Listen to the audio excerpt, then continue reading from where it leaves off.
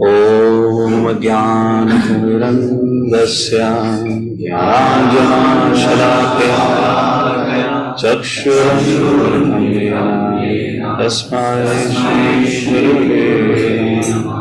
ॐ ज्ञानतिमिराय कृष्णकृष्णाय भूतले श्रीमते भक्तिवेदान्त स्वामिनिति नामिने। नमस्ते सरस्वते देवे गौरवाणी प्रचारिणे निर्विशेषशून्यवादी पाशादेशतारिणे।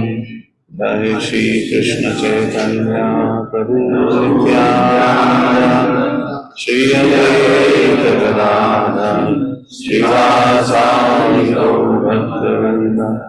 हरे कृष्णा कृष्णा कृष्णा हरे हरे हरे राम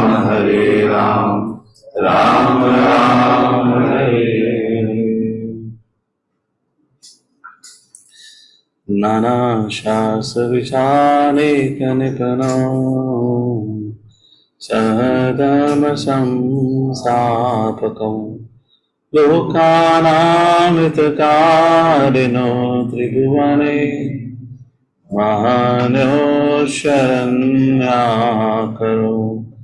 राधा कृष्ण पदारविंद भजना नंदनमत्तालिकयो वंदे रूप सनातनो रघुजुगो श्रीजीवगोपालको वंदे रूप सनातनो रघुजुगो श्रीजीवगोपालको। Hare Krishna, we welcome everyone. The sound is all okay? बटना ना वो क्योंकि यहाँ पे वॉल्यूम बहुत ज़्यादा कर रखी है। How is the sound now? Sound low हो गई? हाँ?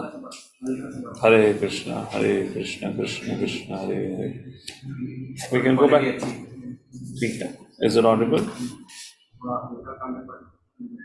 हरे कृष्ण कृष्ण कृष्ण हरे हरे। सेटिंग पहले ही थी। तुमने बार पढ़ी थी पहले। हाँ? ठीक है, that's okay. What to do? We go with this sign or we go with the mic? Mount to this sign quickly. Hare Krishna, just give a quick second. We're just changing the little sound thing here. Quick second. Hare Krishna, Krishna.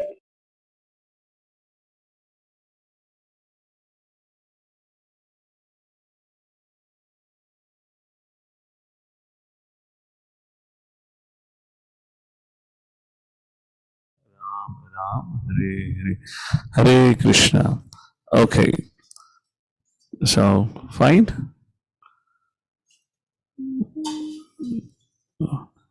So, sound is audible now? उसमें से आपको जो बढ़ाना है बढ़ा लीजिए, जो भी है करके. Sorry, is the devotee able to hear online? Very clear, Prabhu. Yes, Prabhuji, we can hear you. Is this better than the previous one? It's okay, same, good. Okay. All right. I don't know what they did, our devotees here. You can increase the gain here if you need to be, because then devotees online would say that no sound. Okay. We are on text number 2. Atyahara prayashascha prajalpa nivagraha jana sangasya lalyam cha shadbhe bhakta vinashyati. Atyahara priyasascha prajalpa niyamagraha janasangasya lalyam cha Angascha laulyam cha Tadve bhakta vinashyati. bhakti vinasati. Translation prepared by His Divine Grace, A.C. Bhaktivedanta Swami Srila Prabhupada, Prabhupada ki jai. One's devotion service is spoiled when he becomes entangled in the following six activities: eating more than necessary, collecting more funds than required, and over and ripping for mundane things that are very difficult to obtain, talking unnecessarily about mundane subject matters, preaching the scripture rules and regulation only for the sake of following them and not for the sake of spiritual advancement, or rejecting the rules and regulation of the scriptures and working independently or whimsically, associating with worldly minded persons who are not interested in Krishna consciousness, and being greedy for mundane achievements. So far we have discussed about Ati Ahar, and yesterday we discussed about Prayashas. Today we'll begin our discussion with Prajalpa, like that. So we have read up to page number 19, if I'm correct, right? Page number 20 we have read. True religion, yes. We're going to start with Prajalpa, page number 20, last paragraph.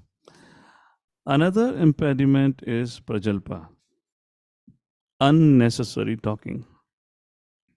When we mix with a few friends, we immediately begin unnecessary talking, sounding just like croaking toads. Does anyone know how the croaking toads sound like? Oh wow, very good sound.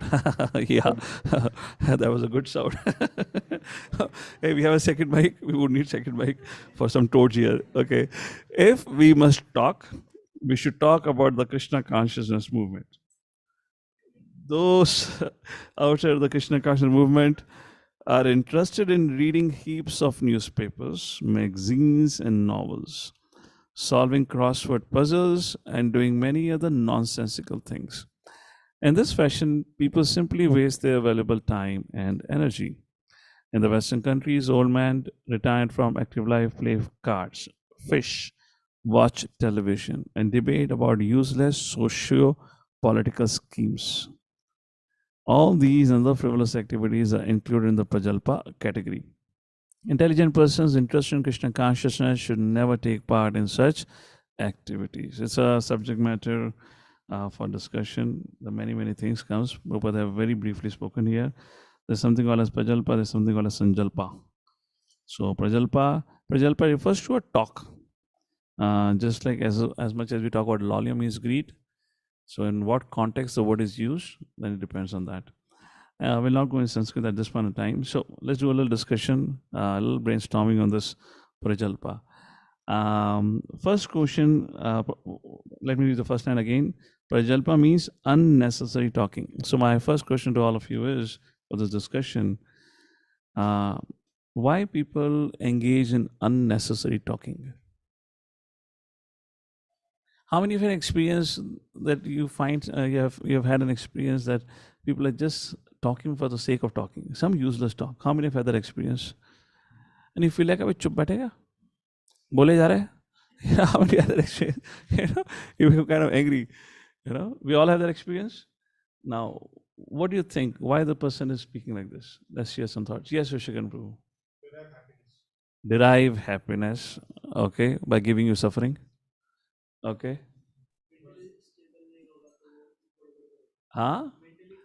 That's the whole point actually. Mental instability. जितना हमारे मन के अंदर कचरा भरा होता है, उतना ही बाहर निकलता है. Gigo. What do you say? First in, first out principle. Garbage in, garbage out. So if you see here, Prabhupada have clubbed both the things: unnecessary talking, and then Prabhupada says, reading. Interested in reading heaps of newspapers, magazines, and novels. Why Prabhupada will talk about this? Because garbage in, garbage out. That's it.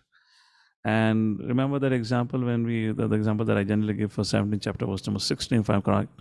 Anadvega karam vakyam satyam prem hitam chayat. We give an example of Hanumanji. When Hanumanji came disguised as Brahmana, met Lord Ram, Ram asked, "Who are you?" Just hearing the introduction of Hanumanji, disguised as a Brahmana, Ram turned to Lakshmana and said, "Oh, this Brahman must have definitely learned all the scriptures." That was the profundity of his speech. Such a brilliant speech was it. So You know, to speak at length, everyone can do it. But to speak concisely is a very difficult job. Concisely and clearly to present an idea is a very difficult job. Actually, it's not a difficult job. It just indicates we are not trained up properly, which means trained up in our mind properly. But just to present one idea, we go here and there, wherever, whatnot we go, and we keep on speaking. Just like Mayavadis, they keep on speaking. At the end of the day, they also forgot what they were speaking, and everyone is confused about it. So yes, the mind, the issue with the mind, garbage in and garbage out. Okay, that's the first thing. Now, what are the other kinds of prajalpa which devotees need to be careful of? What other kind of things can be? Even within Krishna conscious activities, Prabhupada says it should be Krishna conscious. You should talk about the Krishna conscious movement. So within Krishna, talking about Krishna conscious movement, what can be prajalpa? Any thoughts from Niranjan Sakha Prabhu? Hare Krishna, Prabhu. It Yeah, can be can about when you lower the camera so at least I can see who is speaking? Yes, that makes sense. Yes, Niranjan Prabhu. Prabhu, it can be that when people are talking about their dresses, that I bought this sari, or when Mataji are talking or Prabhuji are talking at this kurta from this place, so there can be a kind of prajalpa. It is anything which is not related to bhakti, but is Correct. with that. Yeah, I mean, that is true in the strictest sense, but it's something is unavoidable at our stage. To say that now we don't talk about these basic things, it will be very difficult. But let's talk about things which we should not do it, which is going to be harmful for our bhakti life. You getting it? And let's say somebody talks about, okay, where did you got your kurta? Looks nice. Or where you got the sari? It looks nice. It's okay. It's not going to harm bhakti. Because it's unavoidable at our stage right now. Some can do it, some may not be. My question is particularly what we should definitely not do. What kind of thing which gets covered under Krishna conscious talk, and people really relish. Let's talk about that, right? So you're correct on the strictest understanding, correct that way. But let's say which at least, even if you're a neophyte sadhaka, you should not do it. That prajalpa should be avoided, even if it looks like as a Krishna conscious talk. Okay, yes, Ravi Prabhu. Huh? Criticism of devotees, that is, criticism of devotees are good. That definitely we should not be do, but that is not what Krishna conscious talk. That is definitely not Krishna conscious talk. But something looks like Krishna conscious talk. Nitai Pranpu, I believe I saw your hand somewhere. Prabhu, it was mainly for the discussion about the other devotee, but you have already covered that point. Yeah, discussion about 11th canto very clearly. Two things. One, to glorify somebody, that is also prajalpa. Glorify somebody means when you're not generally glorifying. It's not actually prajalpa, it's a criticism. When you glorify somebody saying that, Prabhu, aap nahi hote, mere jeevan mein kya hota? And that devotee has just fed you prasadam for the first time. Imagine somebody invites you at the house for prasadam. You tell, Prabhu, aap mere jeevan mein nahi hote, kya hota? It's only because of you I'm in my bhakti. And the devotee is wondering, what bhakti? What did I do for you in bhakti? And you go on glorifying, which means which is not factual. So we have to be careful. It should be realistic, what is real. Because how many of you have that experience, somebody is glorifying you? And if it turns out to be, if it is not genuine, if somebody is glorifying you, it turns out to be, it is not something which you do. How many of you begin to feel uneasy about it? Raise your hand. Sandesh Prabhuji, there is no devotee like you. You're chanting. When I sit next to you, I feel like I'm sitting next to Haridas Thakur. You do such an attentive chanting. What a taste in chanting you got. When you eat Krishna Prasadam, what an absorption you have. You don't look hither and thither, fully absorbed in the plate. Wish I can have absorption like you. He goes on speaking. How many of you feel uneasy about it? You know that about your stage, isn't it? That becomes nonsensical talk. That's 11th kind of talks about it. We should, while glorifying, also should be careful. So what I was indicating to, which we generally become a pitfall is, fall victim to, is about passing sarcastic comments. And as Nitai Pranpu brought up that point, talking about other devotees at their back. We can discuss a case study of somebody just for the sake of learning about that, so that we don't repeat it. But with an intention of laughing and criticizing, that should not be done. One way of it. Many other examples will be there. Any other example? Or we move forward. All these are included in the prajalpa category. Yes, what are the examples? Talking during japa. Okay. talking. Well, it depends. We should not talk during japa time, but if there is something, if in case there's some need for service, something, definitely that's okay. Scriptures के interpretation अपने मन से देना. Okay, fine, all right. We'll see what Bhakti Siddhanta Thakur writes ahead. Let's go ahead for the Jana Sangha part now. What is Jana Sangha? Jana Sangha refers to associating with persons not interested in Krishna consciousness. Okay, just to summarize Pajalpa part, one thing we need to be careful, or 2-3 things. One, do not bring unnecessary mundane conversations, mundane topics in our conversation if it is not needed. First. Second, try to avoid as much as possible critical mindset.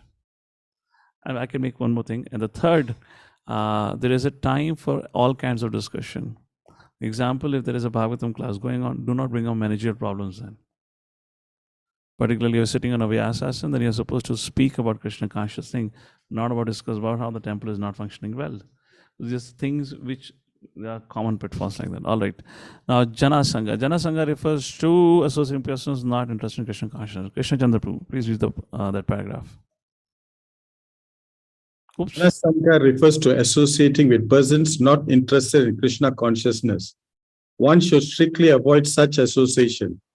Srila Narottama Das Thakur has therefore advised us to live only in the association of Krishna conscious devotee, Bhakta Sane Vasa. One should always engage in the service of the Lord in the association of the Lord's devotees. Association with those engaged in a similar line of business is very conducive to advancement in that business. Consequently, materialistic persons form various associations and clubs to enhance their endeavors. For example, in the business world, we find such institutions as the Stock Exchange and Chamber of Commerce. Similarly, we have established the International Society for Krishna Consciousness to give people an opportunity to associate with those who have not forgotten Krishna. This spiritual association offered by our ISKCON movement is increasing day by day. Many people from different parts of the world are joining this society to awaken their dormant Krishna consciousness. As once we become more connected to Krishna consciousness, become more clear what path of life you want to take it, this becomes but natural. You cannot really feel that comfortable in the worldly association. You'll find yourself to be totally disconnected. Can we just close that? Okay. So in general, but still we should take care of it. Srila Prabhupada writes, and several places in Srimad Bhagavatam purpose, the 10 offenses, aparad, to the holy name, largely arises because of our association with worldly minded people. When there was association, we develop bhoga aishwarya prasakta naam, the material desires, and along with that, we also develop critical mindset. Generally people outside is doing what? They're looking for sense gratification, or else they have a very, fault finding outlook. And similarly, we bring those outlook in the Vaishnava association. So that becomes dangerous. So Jana Sangha. Anything on Jana Sangha anyone wants to share or add to it? All of you have already kind of moved from that life. You're living in the center. So I hope you understand. And as a part of a policy, we don't associate, you don't associate much. I feel it's but more natural. One kind of Sangha, which is a little more difficult, maybe in the beginning, giving a friends association is difficult. Over a period of time, when you find friends in Krishna consciousness, you but naturally become detached from them. But one kind of Sangha in India is very difficult to give up and deal with is our parents' Sangha. And unfortunately, because lack of training, lack of education, they take a good amount of time to really appreciate what you're doing, the value of it, the gravity of it. And this one particular association of family members and relatives is definitely a little difficult. How many of you agree? If I have to put it this way, in fact, at times is dangerous for one's Krishna consciousness. You don't have to necessarily agree, but in general, if you say that, because what about Jana Sangha? I'm not saying forever. I'm saying in the beginning stages, because your faith is feeble. And at that point of time, you go and associate with them back and forth. And if you disclose your practices, at that point of time, they will have some other things to tell you. And that is, they're genuinely speaking about it. but because they're not aware of it, so they may misguide you. Therefore, it is said in the beginning that it's better to first get educated yourself, stabilize in your faith, then you go and interact and reveal about what you're doing. Otherwise, you'll get, in India particularly, if you are pretending or if you are acting as a religious person, a lot of people are going to come and talk to you about religion. What is the best religion? What you should do, isn't it? A lot of people are going to come and advise you. Even an atheist suddenly becomes religious minded, seeing a sadhu around. And they say, who is God, who is not God? So that's the point here. Okay, let's go for the next one, Atihara. Okay, we have already read Atihara from Bhaktisiddhanta Saraswati Thakur's next two paragraphs. Let's go to Niyam Agraha and Niyam Agraha. This is very interesting. Niyam means to follow rules. The Niyam is rules. Agraha and Agraha. Agra means to become so strict about it, just like, with the Smartha Brahmins, they're so strict about it, they forget the essence. They forget actually the spirit of the rule. Spirit of the rule, let's say, you're given the responsibility of prasadam distribution, and you are on the sweet counter, and you have been asked to serve 1 spoon of halwa. Okay? And let's say somebody comes and asks, Prabhuji, I have a small child. Can I get 1 more spoon of halwa?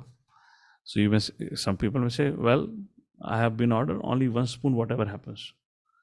I cannot give. Okay, somebody, this kind of situation can happen. Now, you have been told that you give 1 spoon, whatever it is, or somebody is come with, making a plate for 2 people or something. The idea of service is to serve Vaishnavas. It's not that you freely give it. But is that a rule can be a little bit adjusted? Yes or no? But when somebody becomes very strict about it, no. And generally I've seen those who become really strict, and they often strict with others, not with themselves. When it would be a time for their own serving, they're willing, yeah, dekho, maine itni der seva kara na, mujhe kam 1.5 chammach to milna chahiye. Have you had that experience? Yes. So that's niyama agraha, becoming very strict, forgetting the essence to serve Vaishnavas, not to do disservice. And niyam agraha is like you have been told, just serve 1. So whoever comes to you, Prabhuji, can I get 2? Why not? Take 2.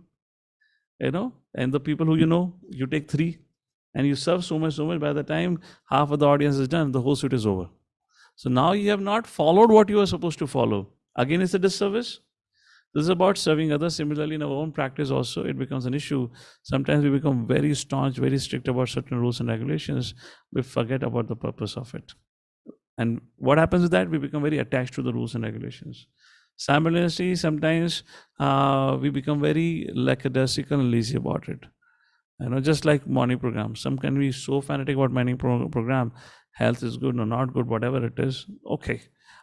For personal life is all good as long as you're doing fine. Okay, let me put this example. Sometimes when we hear about the stories of, let's say, Goswamis and others, some people in the beginning stages, they become really inspired by them. And they also, Raghunath Das Goswami drank 1 cup of buttermilk in 3 days.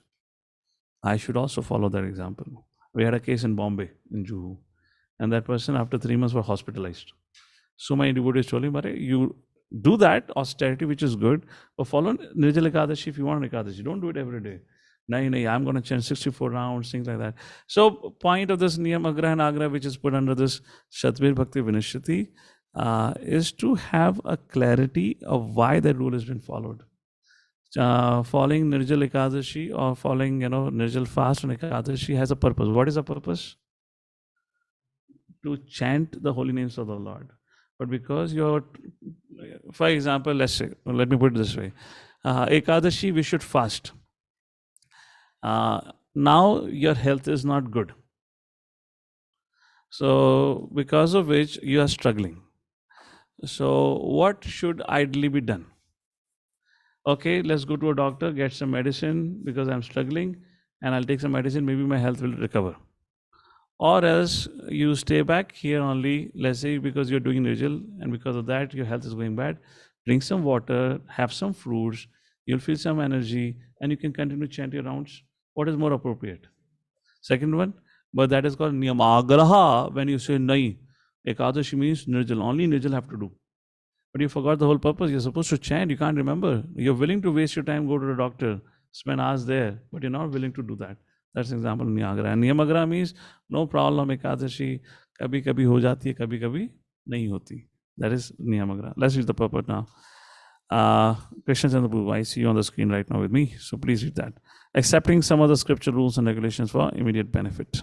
Accepting some of the scriptural rules and regulations for immediate benefit as utilitarians advocate is called niyama agraha. Agraha. And neglecting the rules and regulations of the Shastras, which are meant for spiritual development, is called niyama agraha. The word agraha means eagerness to accept, and agraha means failure to accept. By addition of either of these two words to the word niyama, rules and regulations, the word niyamagraha is formed. Thus, niyamam agraha has twofold meaning that is understood according to the particular combination of words. So which means Smarta Brahmins and our Sahajyas, two opposite ends of the pendulum.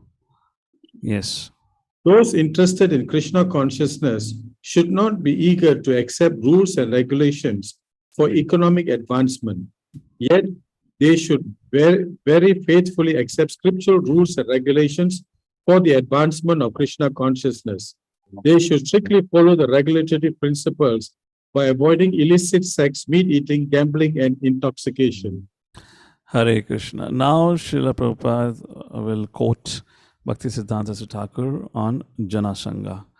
Okay, we can have somebody else wants to read about this. Nikhil, your hand is up. Go ahead. One should also avoid association with Mayavadis. Hare Krishna, Pranam. One should also avoid association with Mayavadis, who simply blaspheme Vaishnavas, devotees. Bhukti Kamis, who are interested in material happiness. Mukti Kamis, who desire liberation by merging in the existence of the formless absolute Brahman. And Siddhi Kamis, who desire the perfection of mystic yoga practice, are classified as Atyaharis.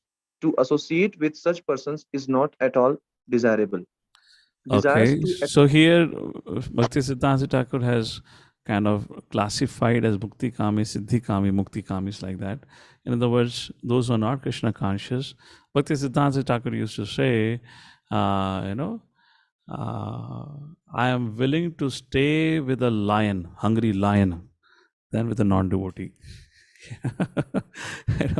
So like that. So that's how it is being mentioned here. Okay, next talks about lolium. What is it? Lolium is, again, the meaning of lolium here is about Mukti Siddhi Kami. With that aspirations, we should not have those desires. Please continue. Desires to expand the mind by perfecting mystic yoga, merging in the existence of Brahman, or attaining whimsical material prosperity are all included within the category of greed, lolly. All attempts to acquire such material benefits or so-called spiritual advancement are impediments on the path of Krishna consciousness. So in general, the principle is, it's not that because we kind of read the certain meanings over here, we'll be able to apply in our life. Srila Prabhupada writes in the first canto, any endeavor taken by a devotee becomes auspicious if it is blessed by the superior authority.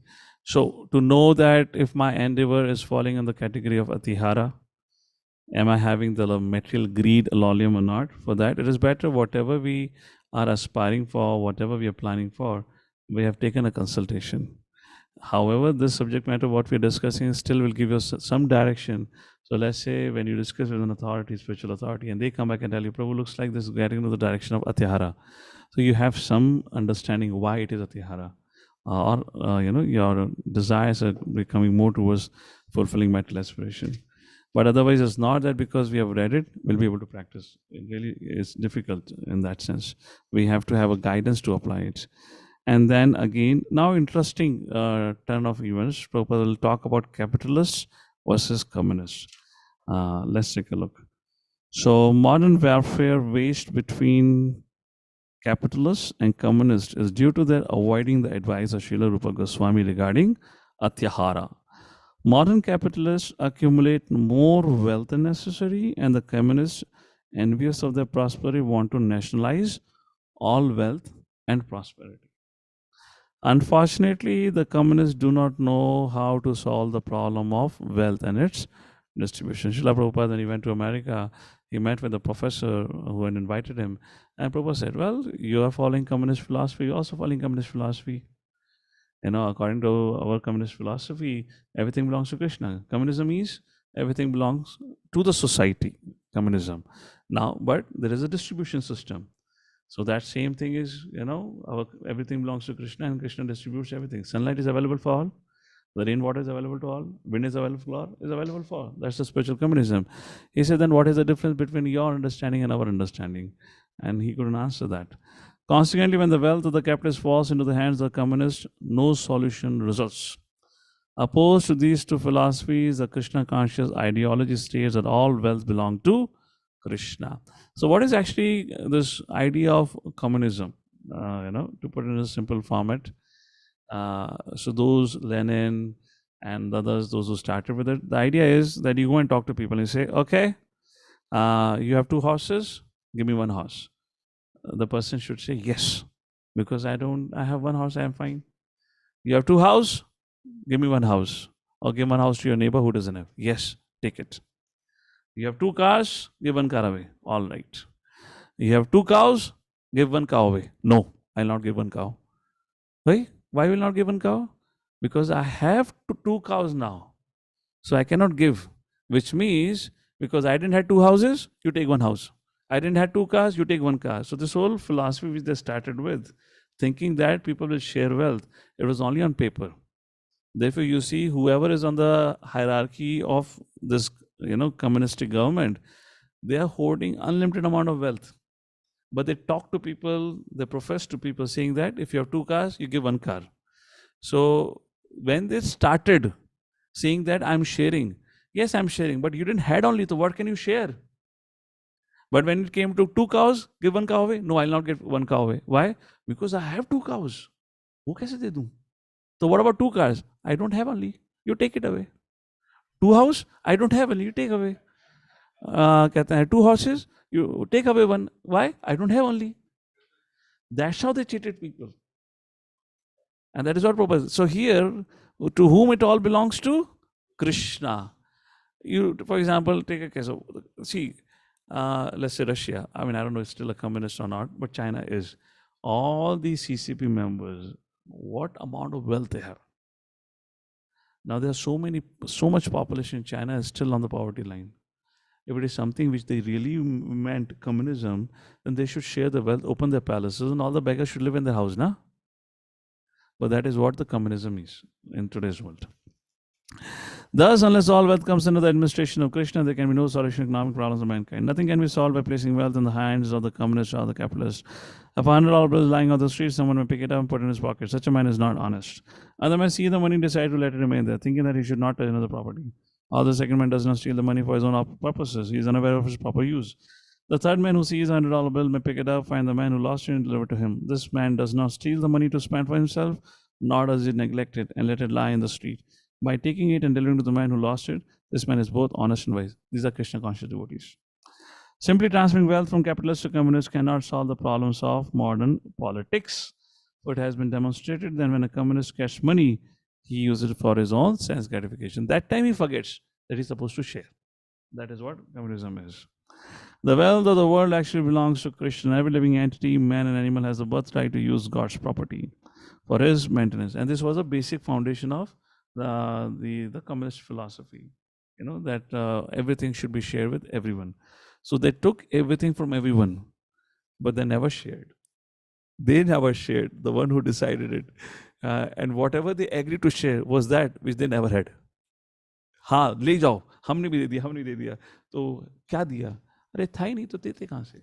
But that you never get to know what happened. The wealth of the world actually belongs to Krishna. Every living entity has. When one takes more than his maintenance requires, he be capitalist or communist. He is a thief, and as such, he is liable to be punished by the laws of nature.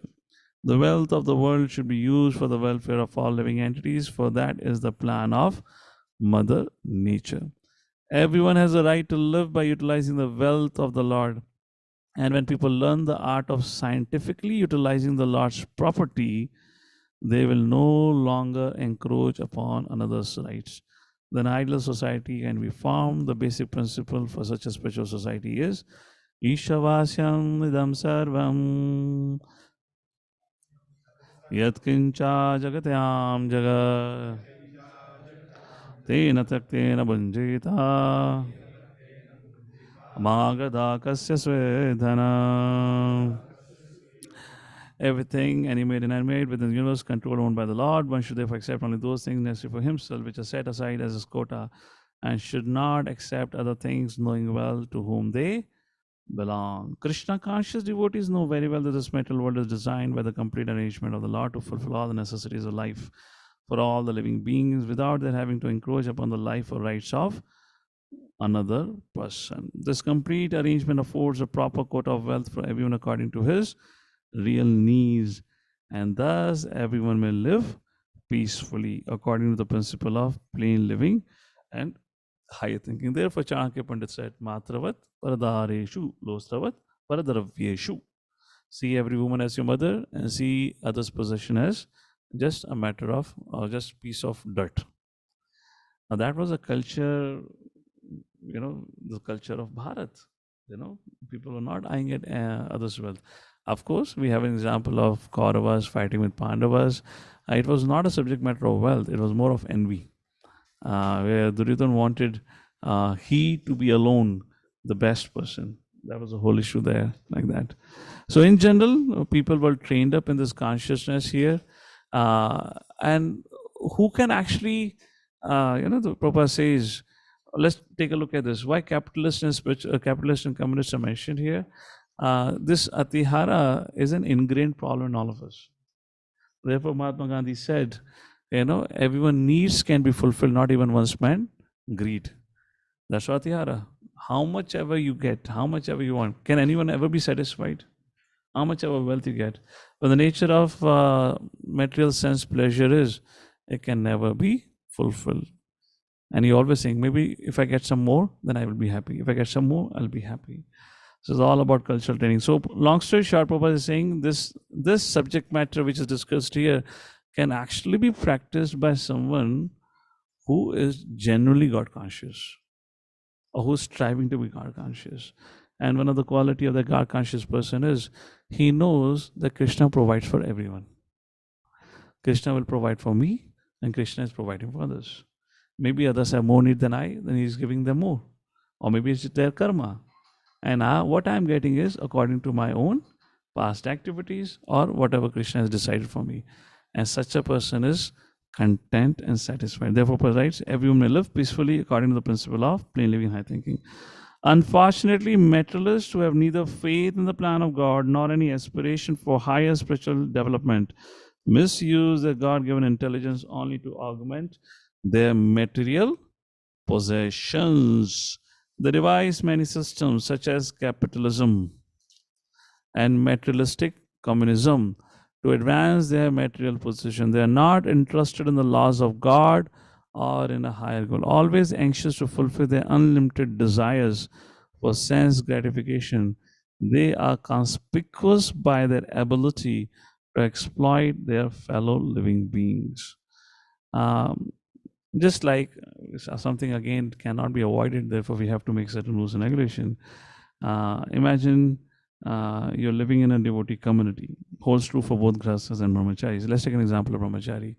Let's say one brahmachari gets a Mac laptop and he joined along within the ashram. Maybe some of his students gifted him Mac laptop because he needs it. What do you think would be the response, possible response of the fellow partners? Someone imagine the temple had a policy where they would only issue laptop worth 30,000. And now one of your batchmate in Brahmachari Ashram has got a laptop worth 1 lakh rupees. How many of you think, at least for that particular day when you saw the Mac laptop, our digestion will become upset? How many of you agree about it? Raise your hand. Raise your hand. How many wonder, why he? Why not me? This thought will come. You may act or not act, that's a different thing. But within your mind, this will come. So these are but natural thing. So therefore, you should not be taking it for granted, thinking that because I'm chanting now, I will not act or behave like this. Therefore, to avoid such confusion, we have to draw a principle. Draw a principle means in Brahmacharya ashram, there's a standard policy. This is the amount can get sanctioned, and this is the amount worth you can get laptop, so that everyone gets a similar kind of laptop. Then you can live peacefully, as Prabhupada writes. Then you say, thus everyone in Brahmacharya ashram may live peacefully according to the principle of plain living and high thinking. Now, similarly, I don't know about it, but maybe Grasas can say that, or maybe all of you imagine, your fellow friend living in the next house. He's also married. You're also married, and he gets a promotion this particular year. And you have been driving Maruti Omni. He also had been driving Maruti Omni, but because he got a promotion this year, he purchased Honda City. How many of you think today I'm going to have indigestion again? Raise your hand. Khana pachega hi nahi. No, khana prasadam pachega nahi. How many of you agree with that? Now, does anyone over here who doesn't know about this principle of law of karma? Yes or no? So it does happen. It does happen. Therefore, it is very important, the reading and hearing of scriptures. Here we are discussing principles, but we can hear and get more case studies from books like Srimad Bhagavatam, which helps us how to behave. Don't become like Indra. Let's say in the case of Prathu Maharaj, in the case of Narayan Rishi, becoming insecure because somebody has got more than you, or somebody is becoming more progressive. So Srila Prabhupada writes, what's the outlook of a Vaishnava? When Vaishnava sees somebody receiving more than I, either the blessings or the material possessions, he's like, okay, that's Lord's grace. Be happy. How fortunate that he has received the mercy of the Lord, rather than becoming insecure and destroying your digestion for a day or for a week like that. So that was the thing on this. Let's read the last few paragraphs over here. Somebody would like to read last two paragraphs? Okay, Ravi Prabhu. Hare Krishna Prabhuji, Dandavat Pranam. Yes. When human society gives up these elementary faults enumerated by Srila Rupa Goswami, Atyahar, etc., all enmity will cease between men and animals, capitalist and communist, and so forth. In addition, all problems of economic or political maladjustment and instability will be solved. This pure consciousness is awakened by the proper spiritual education and practice offered scientifically by the Krishna consciousness movement. In other words, one takes to Krishna consciousness, gradually these things would get eliminated. That's how we read in the 13th chapter, verse number 8 to 12, when the qualities are mentioned, items of knowledge, or in the 16th chapter, verse number 1 to 3, the qualities are mentioned. It is mentioned when you take to Krishna consciousness wholeheartedly, then we overcome. But it is very important for us to be aware of it. So when we act on such things, we know where to pause, where to put a break. All right, Mother Anjana, your hand was also up. You can read the last paragraph, please. Go ahead, Mother. This Krishna conscious movement offers a spiritual community that can bring about a peaceful condition in the world. Every intelligent man should purify his consciousness and rid himself of the above-mentioned 6 hindrances through devotional service by taking wholehearted shelter of this Krishna conscious movement. So Prabhupada is making a point. What is the purpose of ISKCON? A purpose of ISKCON is to offer a spiritual community that can bring about peaceful condition in the world. Swasti astu vishwasya na kala prasidatam. That's a verse spoken by Prahlad Maharaj in the 5th canto. Let there be all auspiciousness. Let all the envious souls be pacified, and let they chant the holy names of the Lord and become progressive. So 6 items: Atihara, Priyash, Prajalp, Niyamagra, Janasanga, and Lolium. These 6 things destroy bhakti like that. We'll look into more details of it in our planned Bhakti Shastri when we're going to discuss the next book over here. Any quick thoughts on these items? Anyone want to quickly mention some things? Janasangha, Lolium. I mean, as far as I see from my perspective, it is only the strength of our bhakti, the eagerness towards bhakti would help us rise above these faults. As long as we maintain material aspirations, we will act on these falls. These falls will not leave us. In other words, as long as we have material aspiration, these falls will also continue to accompany us. Why? When the goal is spiritual world, where we know that there is no scarcity of anything, then anything of this world does not matter. Anything of this world does not bother. But if the goal is anything less than spiritual world, then any and every of these things takes a very important role. And we are already, this is not something we're going to cultivate. We already have these faults. The question is how to overcome it. The only way is becoming Krishna conscious and making that goal. Any point, anything anyone wants to mention on this regard? Of this Shadbhir Bhakti Vinashyati? Any quick thoughts? What do you all think? Is it easy to overcome? Is it difficult? And let's say for the practicing devotees, one aspect is theory, one aspect in practical action. If in case, let's hear from Krishna Chandraprabhu. Anything, Krishna Chandraprabhu? What's your life experience? Experience, like we are all in the business world. So my experience is we touch and go. That means so we'll associate at the point where we need to associate, and then we just move away and don't over endeavor in the association with them. Correct. I'm saying my question here is more specific. What's your experience seeing the devotee community around? When the new devotees, when somebody becomes a new Bhakta, of course, this is challenging. But at times, this kind of things we might even see for somebody who has been practicing for decades together also. So a question arises, what's the missing point? Somebody has been practicing for all this while, yet somewhere is bent on acquiring more and more possessions. Still talks about various subject matters which are really not needed. Still maintaining certain associations which are not so healthy, maybe on the name of professional life, whatnot. We all come across such situations. What is the crux of it? Yeah. I think sometimes, Prabhu, I think among devotee community, there is this desire to accumulate wealth and they fall, during that process. So you find that then you can find out, hey, what is the cause of this? And so you go back to your basic practice of sadhana and see if something has gone wrong there. So once you address that situation, then you can overcome this. I mean, this is what I see around. Correct. All right. Mother Yakya, go ahead. Prabhuji, I had a question that I wanted to take to the discussion that was going on.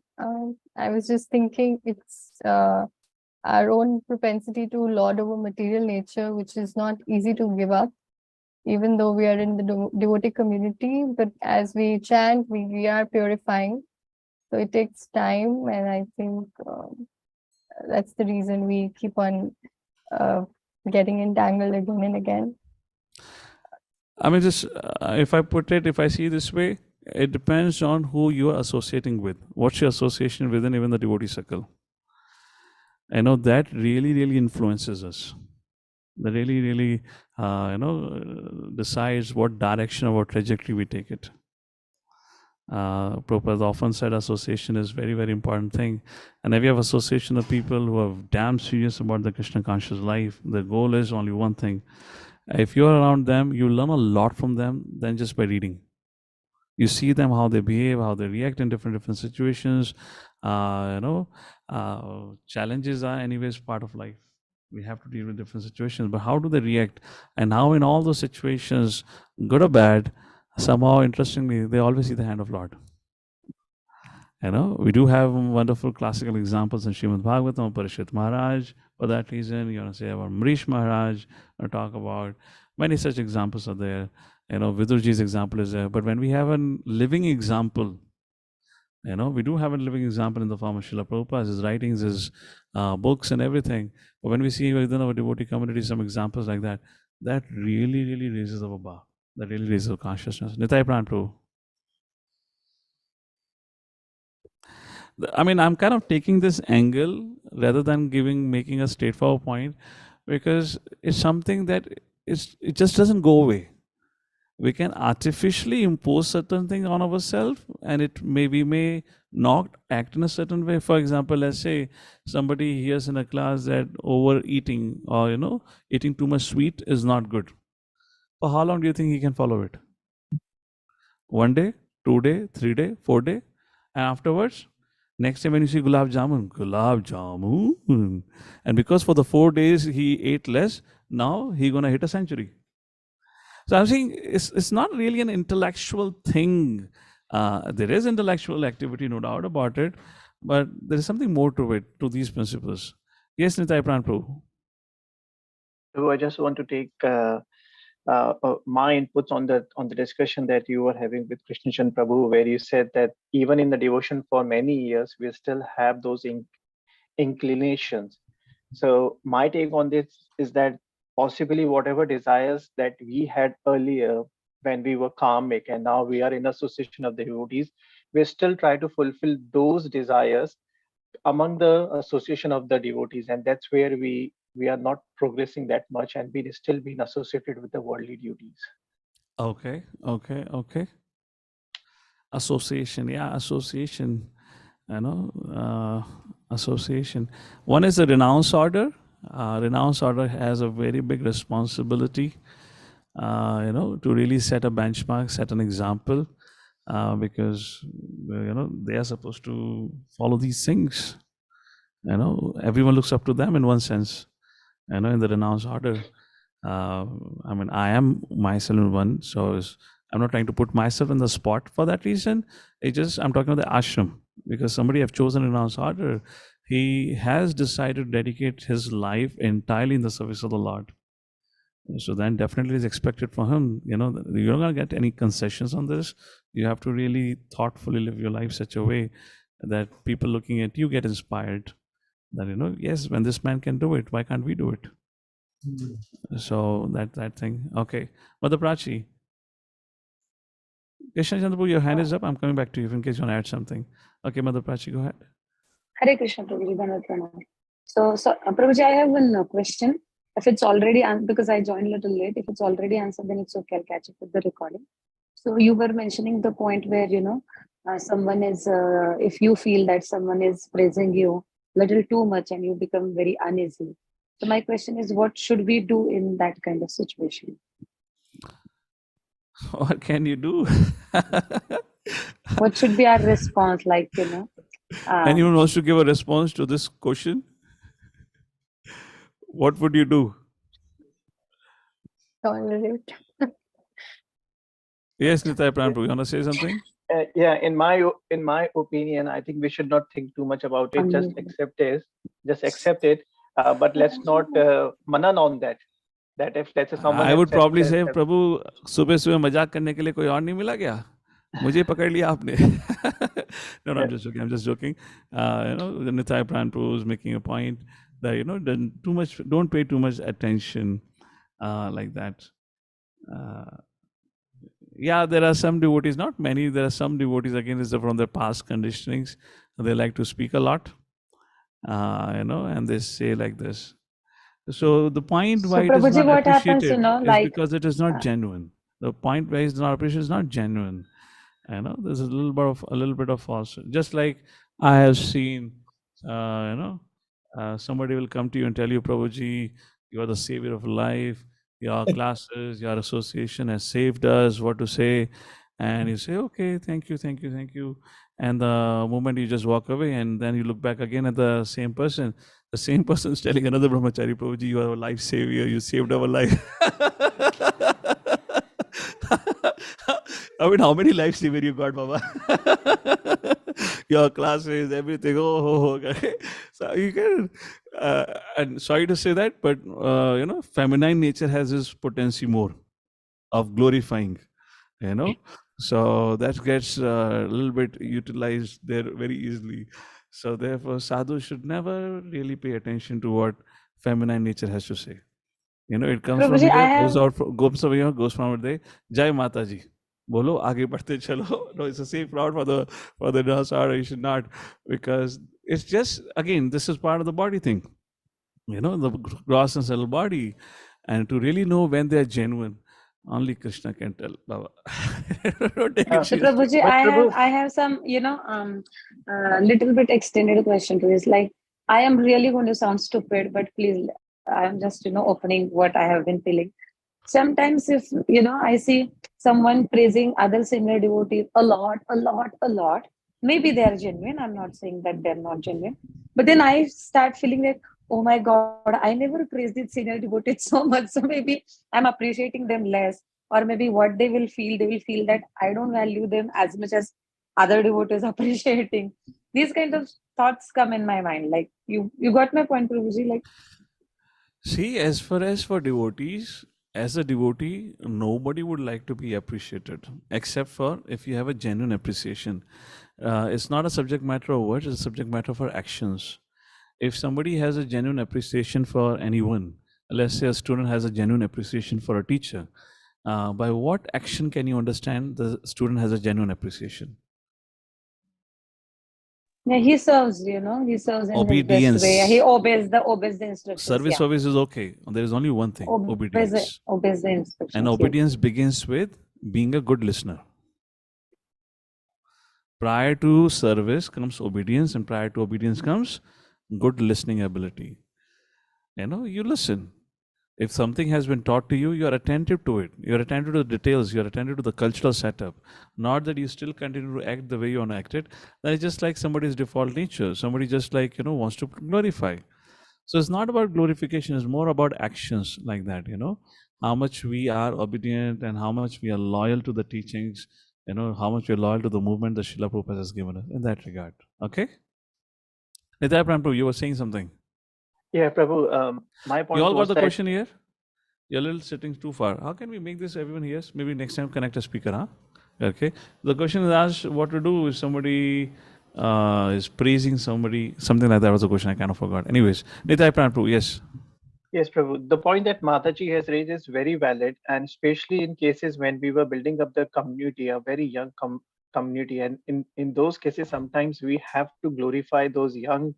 I would rather not say them a devotee, but that who has actually just started their practice. So sometimes, in order to attract them toward Krishna consciousness, we may have to glorify them to the extent where they don't even possess those qualities, but we glorify them so that at least they get attracted towards us and they started coming to the Sangha.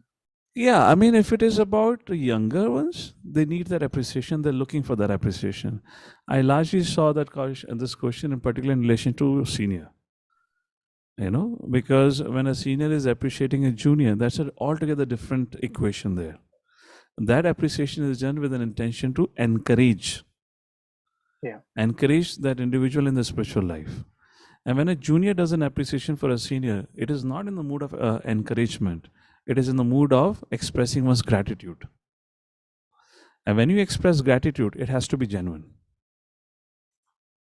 Therefore, I gave an example, made a point that somebody is telling, Prabhuji, you are savior of a life. And suddenly you turn around and the same person tells another person, you are savior of life.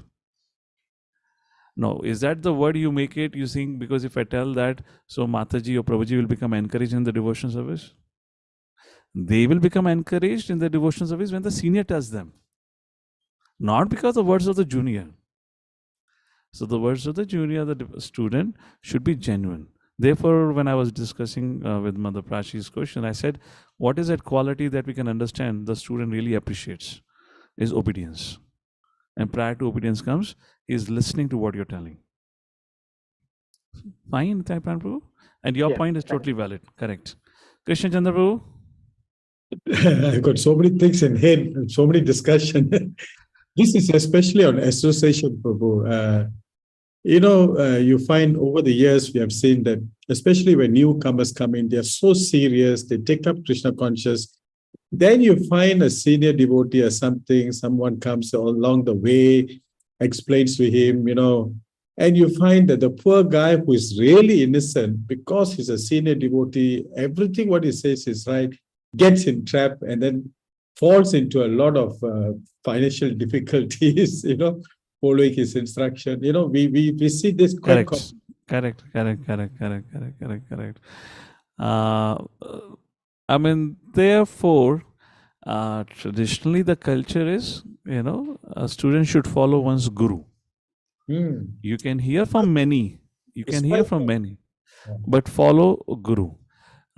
Therefore, I have seen this and have in my own practice, have kind of tried to imbibe this quality that if there are certain personal questions, I generally don't take that, because unless you know the person, you really cannot answer. And why to go on the subject matter? If you speak on it, it can really cause a disturbance. You know, I remember many times it happens. Somebody was asking about something post Bhagavatam class. I told him, I said, "Oh, wonderful question. I feel this question, you should take it back to your authority or your counselor." He really got upset with me. He said, "अरे मैं आपसे question पूछ रहा हूँ, आप मुझे क्यों redirect कर रहे हो?" मैं कहा, "I'm not doing a wrong redirection. I'm doing the right redirection. Because I don't know about your life. How can I really comment on your life? And if I tell something, anyways, you're not going to follow it. And if in case you follow and it turns out to be wrong advice, you're necessarily going to cause damage to your life." So yes, yes. So principle is, you know, we can hear from everyone. Many devotees propagated that culture of having morning Bhagavatam from different devotees, but there should be at least, if not one or two devotees. Best if it is one, even not two. One devotee, if in case you can have two, if in case that's the thing, with whom you can reconcile and take life's direction. Who are these people? Who knows you? The best situation, the ideal situation, who saw you from your what do you say, diaper days, you know, which means your birth in Krishna consciousness, because they know entirely everything about you. How many of you agree we always create a facade? We want to have a, you know, different presentation rather than who we are. We always, because it's just a natural human nature. We want to hide our weakness. We don't want to show our weakness. And if our weakness is not known, then the suggestion and the advice would also not follow through properly. So, but yeah, whatever has to be done. I mean, so it's a very valid concern Krishna Chandra Prabhu has raised. I don't know what to say for that, except for this: follow one who knows you. Anything else, Krishna Chandra Prabhu? No, I think your answer was right. Even I have some personal issues. I will directly relate to my Guru Maharaj. Oh, perfect. And That should be ideal. That should be ideal. I would like to share to everyone. He always say, Krishna Chandra, don't over endeavor. That's it. So whenever anybody comes and asks me, do this, do that, I would say, don't over endeavor. Yeah, so I mean, that's the whole point of this particular verses. The first verse is something we all can practice to some extent. Vachavigam or Sakradavigam. Therefore, before starting NOI, I made a point. Everything said and done. The second verse is where we find the greatest challenges. You know, in its application. What is Atihara? What is Prayas? You know, what is Prajalpa? You know, who can do it, who cannot do it? This is something we need to understand in our consultation in relation to our services of that. All right, Mother Medhavani, what's your point? Yes, Krishna Prabhu, thank you for the wonderful session, Prabhu. Every day is really wonderful. Thank you so much. Prabhu, I had a question from both being a recipient and also a person, you know, who's probably, you know, appreciating the senior. So first I'll go with the second one. So generally, sometimes, like you said, ladies are generally very expressive in, you know, in glorifying their Siksha and Diksha Gurus. I hope I didn't offended any Mataji with that, right? I was just glorifying Mataji, saying that they have this mystic siddhi. Yeah. They can pamper and glorify everyone. Yeah. So, so Prabhuji, sometimes when we glorify our Shiksha Guru, sometimes they say, thank you for the encouragement. So when they say that, it doesn't mean that they've taken it as, you know, a false appreciation, because that is not the intent when you praise your Shiksha Guru. So when they say thank you for the encouragement, it sounds like, you know, we have gone, you know, overboard, or, you know, they think that, you know, we have just appreciated. What do you expect? What response do you expect? I don't expect any response. I've just expressed my appreciation for my Shiksha Guru. I don't, when they respond, it gives a wrong signal that, you know, they think that, you know, I have glorified beyond. Got your point. Krishna Chandra Prabhu, imagine somebody glorifies you, and imagine you are the Shiksha Guru, as Mother Medhavani is asking. Prabhu, sorry, Prabhu, learn from many, follow one. So I need your answer. How many people answer? Correct. I'm just kind of taking inputs. Like Thank what you. would Yeah. devotee respond? I'm just taking input. I'm not Sure. saying anything. So Yeah. Krishna, No, if but you I are in want that a final situation, answer from you, Prabhu. That's what I want. That's correct, what. correct. I just want to hear opinions from other devotees if in case. Correct. Krishna Chandra Prabhu, what would you do if somebody, let's say writes a thank you note, tells you, Prabhu, you have helped me in my life.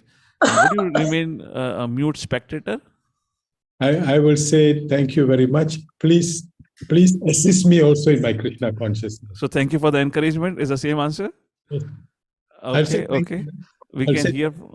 I'll say, please also assist me in my Krishna consciousness.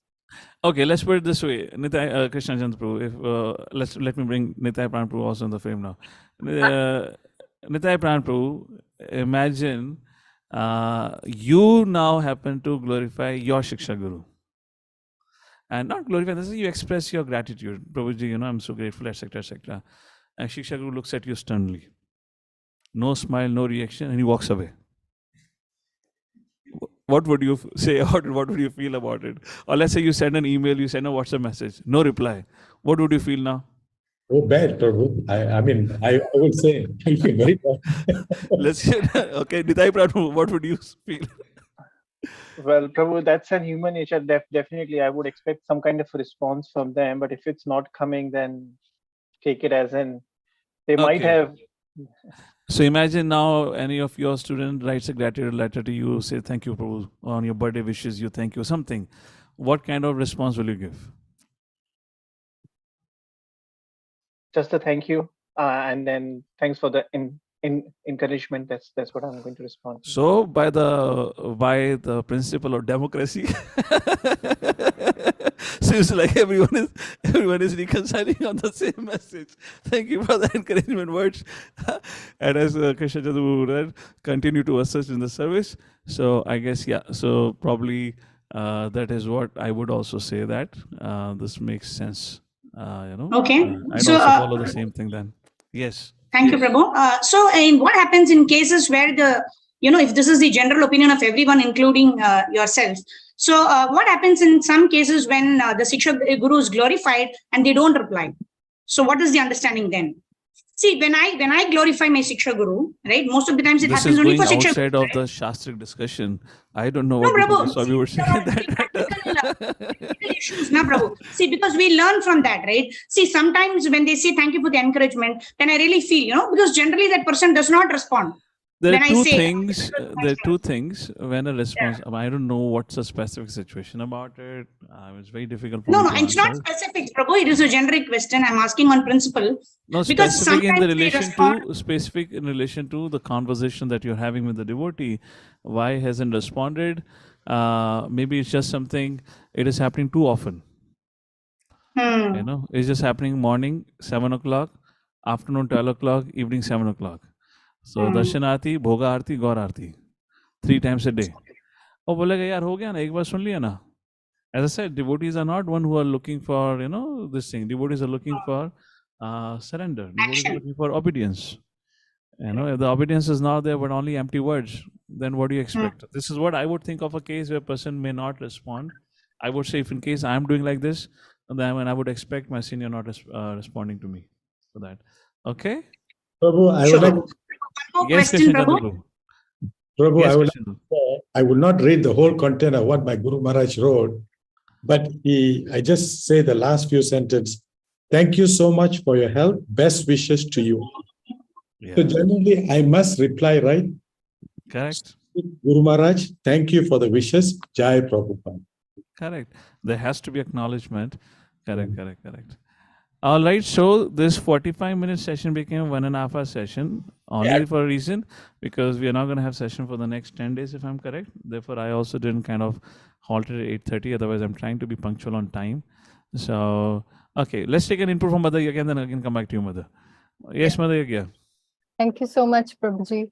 Prabhuji, I had a question. When I came initially in Krishna consciousness, then it was suggested if we have some kind of negativity going on inside us, then we can glorify to get rid of that negativity. So is that glorification part of prajalpa, like today we were discussing? No glorification. See, point is it should be genuine. try to speak genuinely. That's it.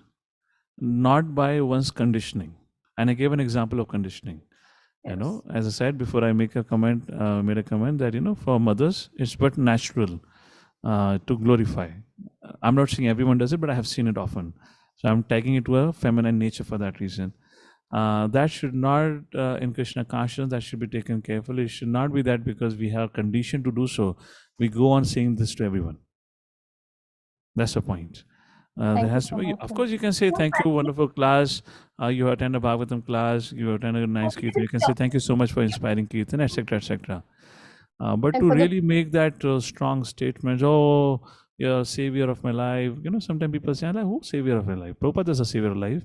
अपने life का पता नहीं तुम्हारी life का क्या बचाएंगे? You know, so say such kind of statements which sounds rhetoric and, you know, sounds unnecessary. You know, is kind of undeserving for an individual to whom you're addressing also. You know, it looks like, hey, what's the point? Be genuine. If you really felt inspired, thank you so much. We hope and wish that you will progress in your Krishna consciousness like that. You know, that's the way. Don't take don't take a tiny guy, put him into the seat of a acharya and say that you are the next person. No, don't make it like that. You know, just say thank you, and if you're really inspired, then follow through the teachings, what has been taught. Then the person himself will say, yes, you're understanding. But those kind of big, lofty words is actually really an insult. It makes a devotee really uneasy. Unless somebody is really looking for, really hungry for some words of praises, otherwise it doesn't make sense. Okay? Madam Madam, we will conclude with the last Thank you point. so much, Prabhuji. Hare Krishna Prabhu. So the second one is, on the other side, when you said, we receive some praise which is very much undue, right? Sometimes people go to the extent of sending gifts or, sending, cakes on your birthdays and all that. So sometimes, we don't know, right? One is whether it is genuine or not. Secondly, even if it is genuine, we don't know how to reply back to those people, right? Because we don't know them. Hardly we've interacted with them for about a year on Zoom, and they do so much. Correct. Yeah. So How what's do the we point? reciprocate? How do we reciprocate with them? As Krishna inspires, you can reciprocate. There's not something a big thing about it. It's not that you're going to cross your boundary or limits. We all know our limits and boundaries. Just reciprocate. Just chant Hare Krishna, offer a prayer, send a thank you note. That's it. I mean, I don't know what exactly to answer in this stage. It's not a big thing. Somebody gives you a gift, you get a gift, and then you reciprocate based. See, it's reciprocation happens basis on relationship. It's not that, you can give a same response to anyone and everyone. Oh, because in a class we discussed, somebody gives you a birthday cake, response A. Somebody gives you a CD, response B. It depends on your relationship. So it's not a question to be addressed in that way. I mean, we are talking to over here some kindergarten kids to tell them, how to wash their mouth, how to wear clothes. We are grown up and we all do relate with people in terms of a relationship. And Vaishnava etiquettes follow through. Somebody is junior, he gives you a gift, how to behave. Somebody is a peer, gives you a gift, how to behave. Somebody is a senior, gives you a gift, how to behave. And that has to No, be... Prabhu, no, because the question is because we don't, at least from my side, I don't have a relationship with that person. It's like many people join the class, suddenly okay. I receive... So be happy with it. Krishna is reciprocating for your service. You can just send a Hare Krishna message to them. That's all. Okay. Fine? Okay, thank you. हरे कृष्ण. अरे ये gift वाला चीज तो चौथे श्लोक में आता है. हम दूसरे श्लोक में चर्चा कर लिया. ददाति प्रतिगृह्णाति गुह्यम् आकृति प्रचिते. I'm just wondering, God knows what are we going to discuss that time, when actually there is an exchange of gifts, exchange of prasadam, and sharing the heart, confidentiality. Okay, so Hare Krishna, thank you all for joining in. We close our stream for today here, and I seek blessings and prayers from each and every one of you. We're going out on this Badrinath trip of a summer yatra. Please kindly pray for all of us that we go in one piece, come back in one piece with upgraded consciousness. Hare Krishna, and see you all. I'll send We a are having a message. session tomorrow, right, Prabhu? No, tomorrow we have a Bhagavatam class. Oh, so okay. we'll not have that. And I've asked Anand Shesh Prabhu to speak tomorrow in Bhagavatam class because I need to a little bit now start preparing for yatra. I only have one day remaining.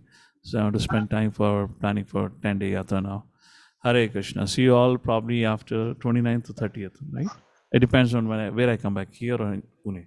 Hare Krishna. Jagadu Srila Prabhupada ki Upadeshamrita ki